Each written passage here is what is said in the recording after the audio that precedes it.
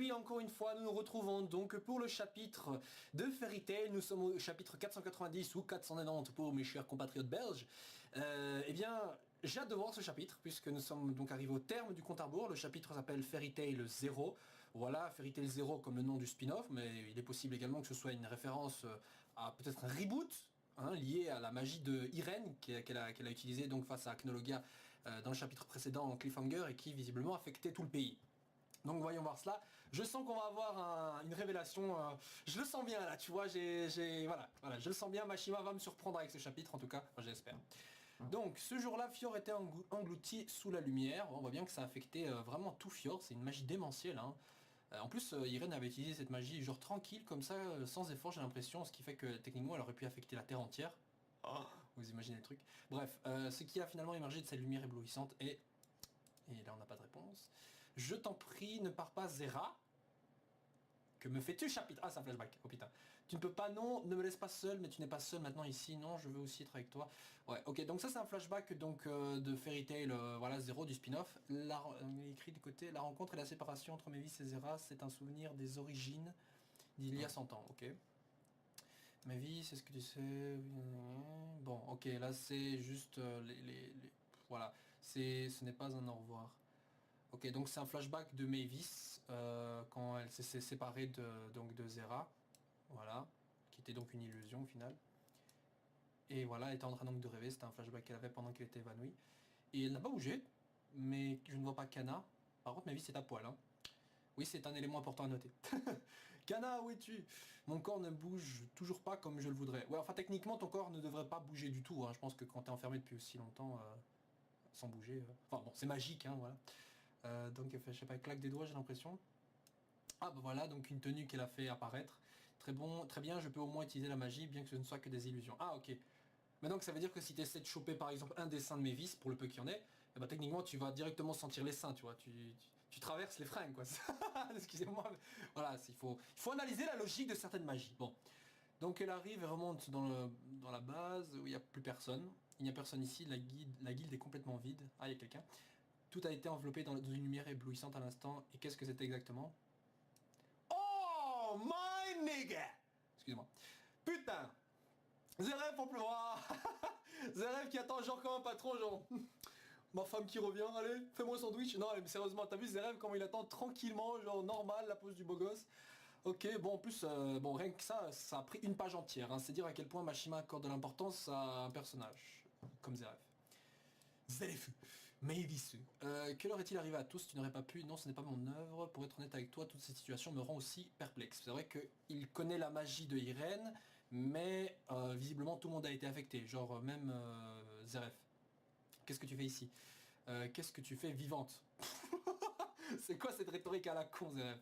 C'est quoi ce bordel, mieux encore, où on est? Putain, dit Natsu qui se trouve dans une jungle au-dessus de Lucie en lui tenant les seins. Voilà, bon, bah, si on faisait... Putain, il faudrait qu'on fasse faire un truc, quoi. À chaque fois que je lis un chapitre de Fairy Tail, je prends un shot de vodka pur, tu vois. Bon, évidemment, c'est déconseillé, évidemment, de boire de l'alcool devant vous. Tu es juste au-dessus de moi, en fait. La dernière chose dont je me souviens, c'est qu'on a tous été frappés par la magie d'Auguste. C'est vrai ça, comme ils ont survécu. Libre à toi d'arrêter de me tripoter. Les fans du Nalu vont être très satisfaits avec ce chapitre. Pour l'instant, je ne vois que ça. Cette grosse explosion, ouais, je l'ai annulée. Pardon? Dans une certaine mesure, quelle chance qu'il y ait une magie de type brûlure. Oui, quelle chance! Waouh!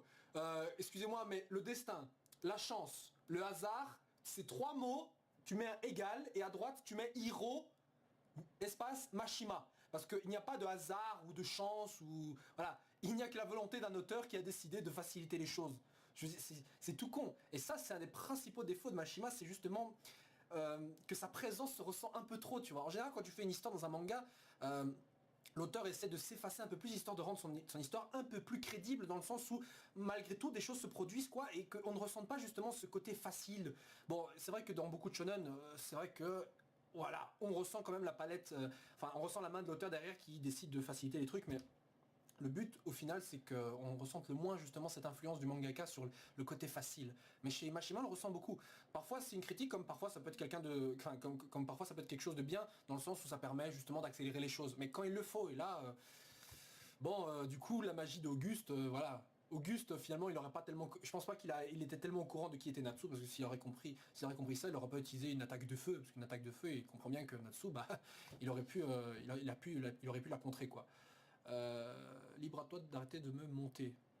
Bon, je pense que la question est pourquoi et comment avons-nous fini dans un endroit comme celui-ci? Je n'arrive pas du tout à repérer l'odeur de Mest ni de Brandish. Pas besoin de mentionner, je ne sens pas la présence d'Auguste non plus. Bon, du coup, finalement, Auguste, pas tellement de autre chose, ce qui est vraiment dommage. Bon, pour le coup, son attaque aurait pu tuer n'importe qui, j'imagine. Mais bon, il faut expliquer comment Mest alors a survécu. Hein, parce que c'est vrai qu'il a pu annuler l'explosion, mais il l'a annulé visiblement que pour Lucie, lui et Happy. Qu'est-ce qui s'est passé pendant tout ce chaos? Dit Lucie avec le décolleté ouvert. On voit un serpent. Serait-ce une métaphore? Non, je pense pas. Enfin, c'est vrai, pourquoi on voit un serpent là? C'est quoi l'intérêt de voir le serpent? Est-ce que ça veut dire qu'ils sont observés par peut-être le dernier Spriggan qui s'appelle Rakaïd? Le serpent, donc peut-être Rakaïd. Imaginez Rakaïd possède peut-être la nature ou peut posséder des trucs, enfin j'en sais rien. Juste quand j'ai vu le ciel s'illuminer comme ça, tout le paysage a complètement changé. Donc Grey avec... Ah non, c'est un serpent qui se trouve derrière Grey, pardon. Donc Grey avec Erza qui est toujours inconsciente, avec Jubia derrière, donc voilà, Jubia n'a pas pu localiser Wendy et Carla, donc ils sont séparés. Je vais les chercher cette fois, surveille Erza pour moi. Voilà, donc Grey se casse tout seul, peut-être va-t-il combattre. Donc Grey, Jubia, Erza, voilà. Donc Wendy est perdue dans un désert. Qu'est-ce qu'on devrait faire? On dirait qu'on a été séparés, tu arrives à les sentir? Pas du tout. On est exactement... Voilà, le reste de la guilde a été séparé, ils se retrouvent près de la plage. Kana est avec eux d'ailleurs. Donc ce que je comprends visiblement c'est que la grosse partie donc, de la guilde, bon, ils ont tous été séparés mais aussi mélangés puisque certains, genre Kana par exemple, se retrouvent avec le reste de la guilde alors qu'elle n'était pas forcément là. Et Mavis se retrouve tout seul dans un endroit lointain, tu vois. Donc voilà, pareil pour Lucie qui ont été séparés des autres avec Natsu. Donc je pense que la magie de Irene visiblement a téléporté tout le monde, mais comme ça a affecté le pays, je pense qu'elle a peut-être modifié la structure du pays d'une manière ou d'une autre, de la même manière qu'elle a modifié la structure du terrain, par exemple sur le mont Zonia en dégageant la neige. Qu'est-ce que c'est que ce bordel? Ça ne peut pas être juste. Contente-toi d'utiliser ta magie. Pourquoi vous êtes tous là? Vous n'êtes pas tous les deux au nord. Le ciel a commencé à briller, puis tout d'un coup il nous arrivait la même chose. Bon, ok, Mira et Lissana sont là, mais visiblement il y a, comment ils appellent l'autre là bon, j'ai oublié le nom de l'autre là. Enfin, le mec donc avec son dispositif, putain, je connais son nom, mais c'est Warren, je crois, c'est Warren son nom. Donc qui se rend compte qu'il y a un truc qui est différent par rapport au pays.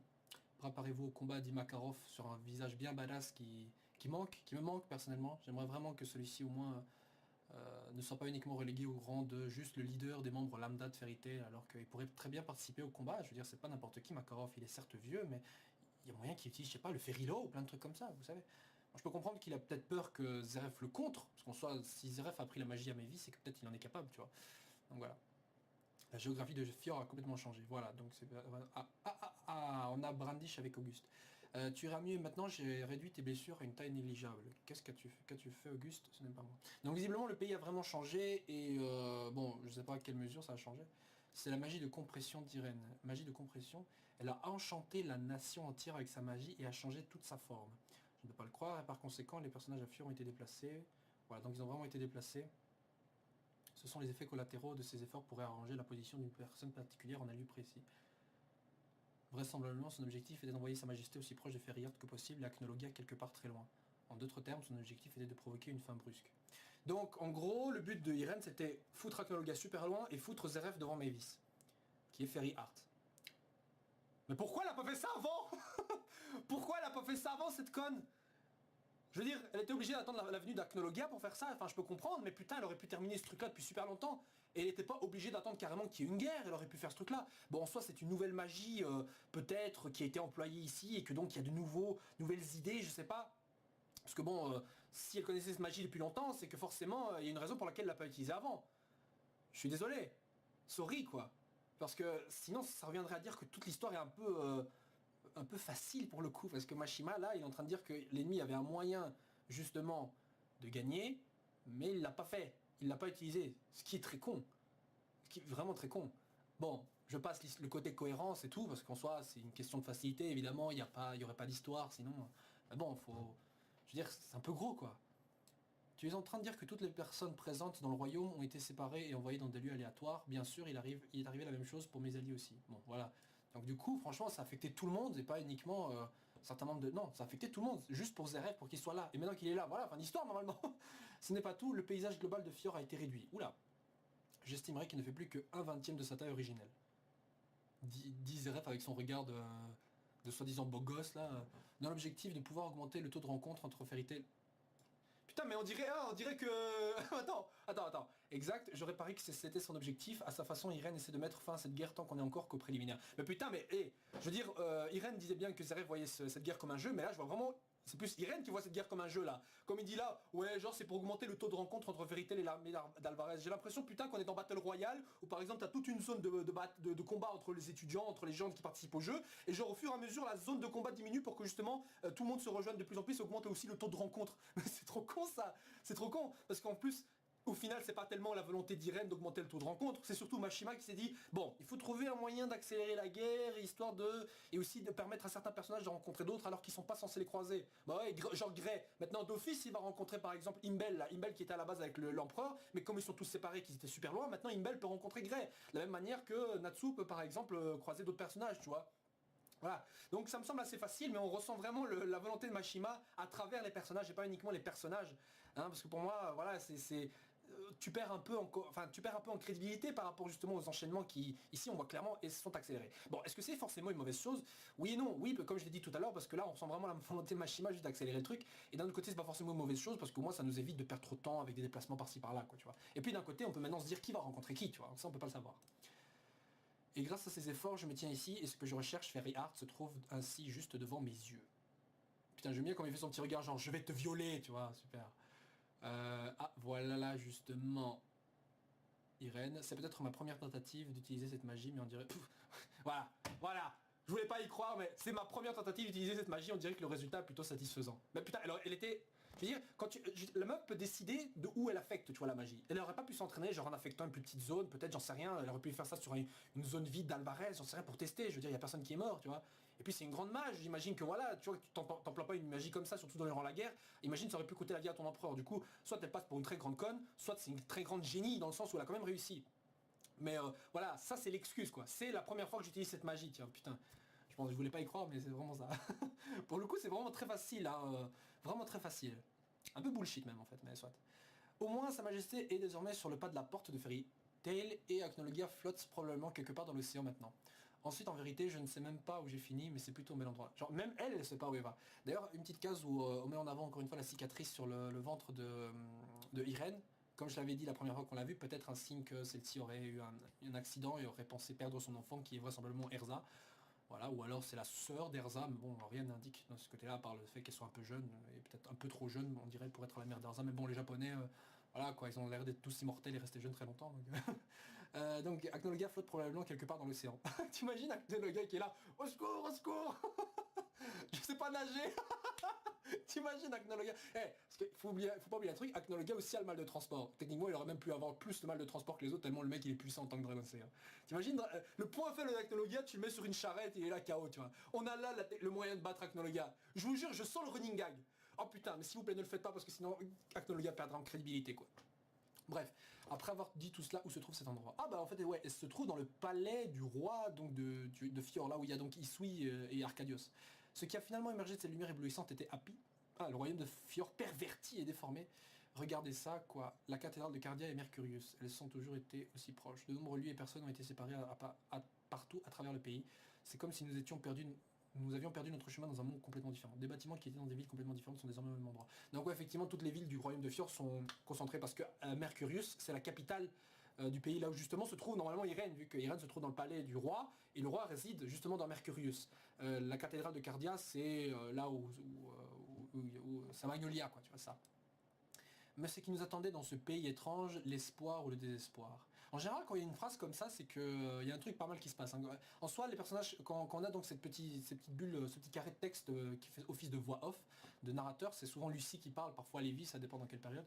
Mais en général, c'est pour nous prévenir d'un truc énorme. La dernière fois qu'on avait vu ça, c'était durant les grands jeux magiques, et encore ça sur l'île Tenrojima, quand il disait ouais, nous pensions gagner, nous croyions, nous avions cru en notre victoire, etc. Juste avant que tu vois Acnologie arriver. Donc peut-être un grand danger se profile. Ah, on a un personnage donc qui est... Hey! Hey!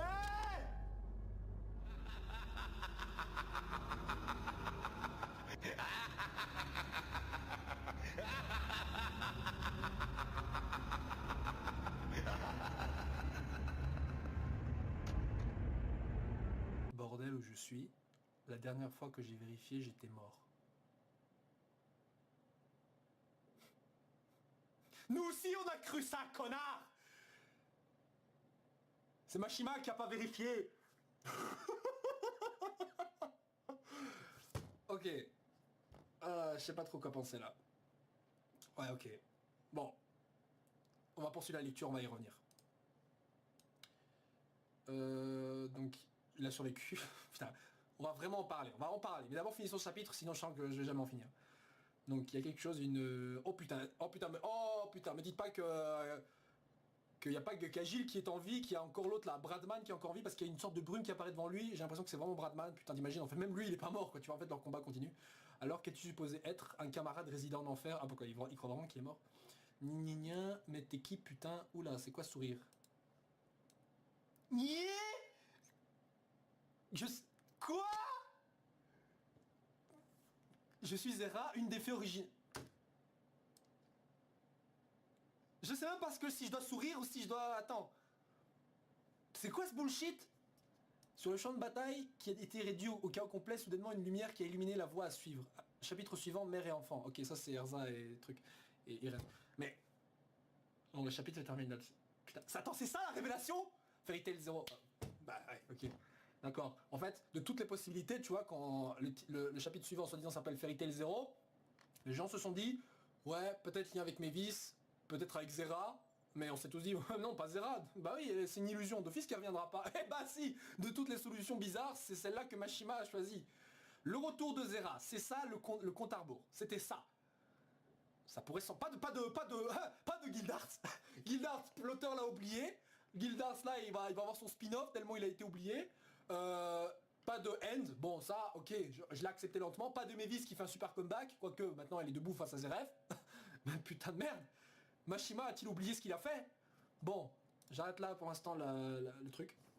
Donc, nous avons donc un chapitre ici qui nous apporte divers éléments. Donc déjà, la taille de la map a été réduite, donc les rencontres vont augmenter, etc. Bon, ça, c'est un détail. Le chapitre suivant, visiblement, parlera plus de Irène. Bon, j'imagine que c'est plutôt un flashback qu'on aura, vu que le chapitre s'appelle Mère et Fille, mais pourtant les deux personnages sont assez éloignés, donc je pense pas qu'il y ait une rencontre, surtout qu'Erza est évanouie. Donc un flashback, je pense, sur Irène. Natsu va vraisemblablement croiser Irène, vu qu'ils sont pas très loin justement du château, vu qu'on avait vu Cécile dans le palais, donc forcément ils vont se croiser, et je veux dire, ils vont pas se casser comme ça, Natsu et Lucie. Pour Brandish et Auguste, voilà, ils sont séparés, Auguste a survécu, vu que sa blessure, voilà, il y a Brandish, je crois, qui a fait un petit tour dessus pour réduire la puissance, enfin la gravité de la blessure, et puis Brandish, maintenant qu'elle est justement de retour avec les Spriggan, je pense qu'elle va de nouveau combattre avec eux, voilà, bon... Peut-être que justement elle va se rendre compte qu'elle a été même manipulée par Mest, à cause de ça elle va se retourner contre ses anciens poteaux, on va dire. Enfin, quand je dis anciens poteaux, je parle de Fairy Tail, quoi. Bon. Et donc à la fin nous avons ce retournement de situation.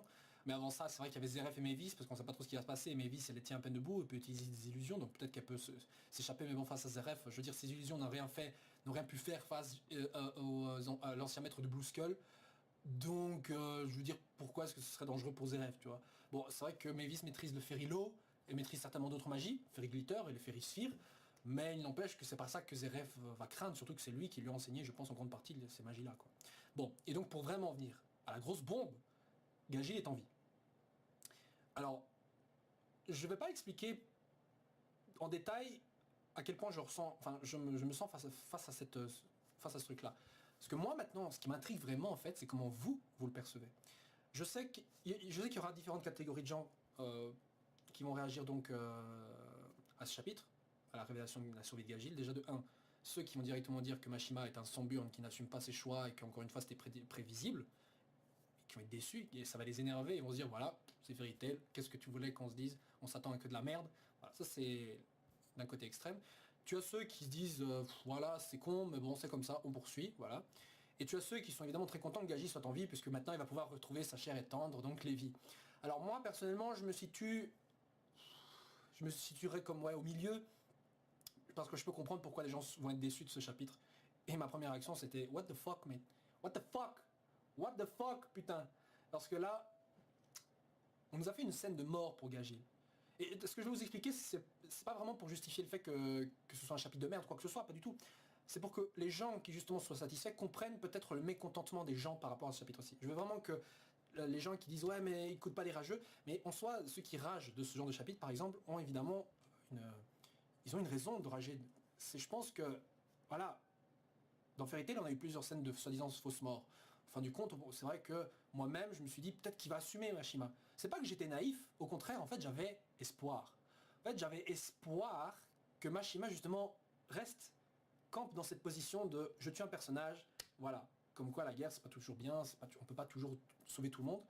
Et le truc c'est qu'à travers les différentes morts, beaucoup de gens justement se sont dit ça arrivera plus jamais des vraies morts, tu vois. Ça arrivera plus jamais. Je me laisse pas avoir. C'est vrai que c'est pas non plus une mauvaise attitude, une attitude stupide à avoir, parce que c'est vrai que pour le coup, Mashima, après 2 chapitres, 2-3 chapitres, nous indique que quelqu'un soi-disant mort est en fait encore en vie. Et pourquoi c'est aussi une mauvaise chose? Parce que la mort, la scène soi-disant de mort de Gaji, justement, perd en intensité. Tu peux pas prendre au sérieux une scène alors qu'en fait le mec justement a survécu. Tu dis oh mais c'est bon t'inquiète il a survécu. Et c'est pour ça que ça énerve beaucoup de gens parce que là c'est comme si on perdait du temps, comme si on essayait de nous berner, tu vois. Je sais que peut-être c'est pour faire des ascenseurs émotionnels, mais le problème c'est que ça marche quand tu sais qu'il y a moyen vraiment que le personnage meure. Dans le passé, Jelal, soi-disant, il est mort 2 fois, alors qu'en fait, il a survécu les 2 fois. Grey, soi-disant, il est mort, maintenant, il survit. Voilà. Happy, même, on avait pensé qu'il allait crever à un moment donné, lors de l'explosion de la guilde, mais bon, ça encore, j'y croyais pas tellement. C'était trop gros. Mais, à force de faire des fausses morts, justement, la fausse mort suivante te paraît stupide, pour le coup, tu comprends? C'est comme, par exemple, Lucie. Lucie, elle est en train de chialer à de très nombreuses reprises dans le manga. Et justement, quand tu revois Lucie pleurer après, tu dis, c'est bon, ça ne fait ni chaud ni froid maintenant. Alors que quand tu vois pleurer un personnage comme Natsu ou même Erza, voire même Grey, allez, limite, et ben, c'est un côté un peu plus spécial qu'un personnage qui fait que pleurer tout le temps. Alors qu'eux, ils pleurent pas tout le temps. Donc c'est pareil pour les morts. À force d'avoir des fausses morts, fausses morts suivantes, bah, du coup, ça ne fait plus rien. Et du coup, tu perds ton intérêt, tu trouves ça même con. Et ça, je pense que c'est un des reproches donc, que les gens vont faire principalement à partir de ce chapitre et à partir de cette mort. Et je peux les comprendre. Je peux les comprendre totalement. Et j'en fais partie aussi au début. Et c'est dommage, encore une fois, c'est dommage. Mashima avait déjà dit que pour lui, les morts, soi-disant, ça ne fait pas progresser l'histoire. Mais ça ne fait pas progresser l'histoire quand c'est des morts quand c'est des morts genre qui sont, on va dire, qui n'entraînent déjà aucune conséquence par rapport au personnage. Bien sûr qu'il y a des morts parfois inutiles. Genre, tu vois, tu fais crever des morts genre, tu vois, Macao, allez, tu le fais tuer. En soi, voilà, c'est triste, un chapitre, fin d'histoire, ça change rien, c'est sûr. Mais tu fais crever par exemple des personnages genre Jubia, voire même Grey, là les résultats sont évidemment différents. Donc oui, les morts changent des trucs. Sur ce point-là, je ne suis pas d'accord avec Mashima. Enfin, je suis d'accord et je suis pas d'accord. Donc ça dépend qui crève et dans quel contexte. La mort de Gajil, par exemple, ici aurait très bien pu être bonne. Elle était même bonne pour moi en fait. Parce que là, il y a un Dragon Slayer qui meurt, c'est un personnage assez récurrent qui meurt, c'est une force de combat pour la guerre qui tombe, c'est un grand guerrier qui tombe justement pour de bonnes raisons en sauvant Lévi. Et puis c'est aussi la fin et le climax de toute la progression de Gajil qui est passé du bad guy au gentil qui carrément voyait un futur heureux et très bien avec Lévi, tu vois. Et faire une fin comme ça pour un personnage qui arrivait au bout de sa transformation, c'était pas mal. Mais au final on voit que non, il a encore survécu. Bon, peut-être que je m'avance, peut-être qu'en fait il est vraiment mort et qu'il rencontre justement Zera peut-être dans l'au-delà ou un truc dans le genre. Mais le fait est que comme si on le voit là, je veux dire, on ne peut plus se dire qu'il il est vraiment mort, je veux dire, il va trouver un moyen de revenir. D'ailleurs, maintenant que j'y pense, je crois, et je ne vais pas regarder, mais je suis pratiquement sûr, que là où Zera est apparu, là où Gajil se trouve, c'est l'endroit où Mavis et Zera ont pris un bain dans le spin-off. À un moment donné, Mavis et Zera ont pris un bain, et à ce moment-là, Zera dit, voilà, les faits sont dans ton cœur, dans notre cœur, machin. Et j'ai l'impression que c'est là, justement, que se trouve Gajil, ce qui signifie qu'en gros, il est encore dans le monde, sur la terre ferme, quoi. Voilà. Donc, les gens qui sont peut-être énervés que des gens soient pas vraiment satisfaits, comprenez-nous, il y a de quoi quand même. Il y a vraiment de quoi. Bon, maintenant par rapport à Zera, alors c'est difficile à dire puisqu'elle est de retour, elle a des fringues différentes, elle apparaît comme un véritable fantôme pour le coup. Est-ce que justement ça sous-entendrait que Gajil est vraiment mort? Je ne sais pas. Mais Zera avait déjà un statut spécial par le passé puisque justement elle était considérée comme une sorte de fantôme. Hein, une sorte d'illusion fantôme puisque Mavis ne pouvait voir que Zera à la base. On n'a jamais vraiment su comment elle a été créée. Hein, c'est un mystère puisqu'en soi, si c'est une illusion, je veux dire, Mavis aurait pu se rendre compte que la véritable Zera, le cadavre est encore par terre et qu'il y a une illusion juste à côté d'elle, tu vois, ce qui semblait assez illogique pour moi la première fois que j'avais lu ça. Donc peut-être on reverra le moment où ça s'est produit. Mais si maintenant Gajil est capable de voir Zera, c'est parce que justement Mavis au même moment est sortie de son cristal. Donc peut-être dans son inconscient elle a recréé une illusion qui a sa volonté propre, qui est Zera. Donc en soi, cette Zera là en fait c'est pas une entité indépendante, mais c'est Mavis en revenant à la vie qui a créé sans le vouloir Zera, tu comprends? Parce que Zera là elle est apparue pile poil au moment où Mavis sort. Vous comprenez? Au moment où elle a bien dit, je suis capable d'utiliser la magie. Donc, à mon avis, ça doit être ça. C'est juste que Zera est une puissante illusion qui a sa propre mentalité, sa propre, on va dire sa propre volonté, ou alors c'est une volonté de Mavis inconsciente de celle-ci, hein, qui a manifesté ce truc-là très très loin parce que celle-ci est très puissante, comme Mavis c'est peut-être le Fairy Art encore, donc qu'elle dispose d'une quantité de magie limitée, elle est capable de faire des prouesses, tu vois, ce qui serait pas impossible. Donc quel est l'intérêt de l'avoir maintenant là? J'en sais rien, peut-être est-elle là pour communiquer avec les autres membres de la guilde, et puis elle se présente comme étant une des fées originelles. Ne comprenez pas par là que Zera est une véritable fée entité magique, mais c'est juste que Zera c'est une des premières membres de la guilde de Fairy Tail, et que c'est une création de Mavis. Voilà. Enfin, elle est jamais entrée officiellement dans la guilde de Fairy Tail, mais on pourrait supposer que oui, parce que c'est une des premières fées avec Mavis, Warrod, Yuri, vous comprenez. Donc, et puis comme le fait que Zera était la meilleure amie de Mavis, qui même ressemble à une petite fée comme ça avec ses oreilles et tout, bah c'est un peu normal que du coup elle se considère comme une des fées originelles. Voilà, c'est pas une question de voilà, c'est une divinité ou quoi. Maintenant peut-être que je me trompe. Bon, donc je vais pas trop prononcer, je vous ai déjà dit ce que je pensais sur ce côté-là. Donc maintenant donnez-moi votre avis en commentaire sur ce que vous avez pensé de ce chapitre qui donc est comme un jeu, allez, c'est comme si on était dans un jeu de plateau comme ça, qu'on secouait un peu le tout, qu'on faisait comme ça, qu'on rassemblait les pièces pour que justement le truc se passe plus vite. Parce que franchement c'est vraiment ça quoi, tu vois, c'est comme un échiquier où tu ramènes où tu diminues le nombre de cases en soi. Donc voilà, votre avis par rapport donc à la survie de Gaji, est-ce que ça vous a énervé? Est-ce qu'au final ça vous fait rien? Au final est-ce que vous êtes, voilà, ça vous a fait chier mais vous acceptez le truc? Que pensez-vous par rapport justement à Zera? Voilà, et puis je sens qu'il y a aussi des fangirls qui vont être là. Allez Gagil, rejoins vite Lévi, allez. Bon, j'exagère un peu le truc, ça a l'air très stéréotypé, mais je pense qu'il y en a qui sont comme ça. Voilà, et donc par rapport au reste, dites-moi votre avis sur ce chapitre en grande globalité. Votre avis personnellement, moi, je lui donnerais une note quand même de 6 sur 10, allez même 5-6 sur 10, je suis vraiment très déçu de ce final-là. Hein. Je vous laisse, donc on se retrouve la semaine prochaine pour le prochain chapitre donc de Fairy Tail. Au final cette révélation a été un peu pétard mouillé. Mashima m'a surpris, peut-être pas forcément dans le bon sens, mais il m'a quand même surpris. Voilà, sur ce, ciao ciao les gens, et à la semaine prochaine. Zoom.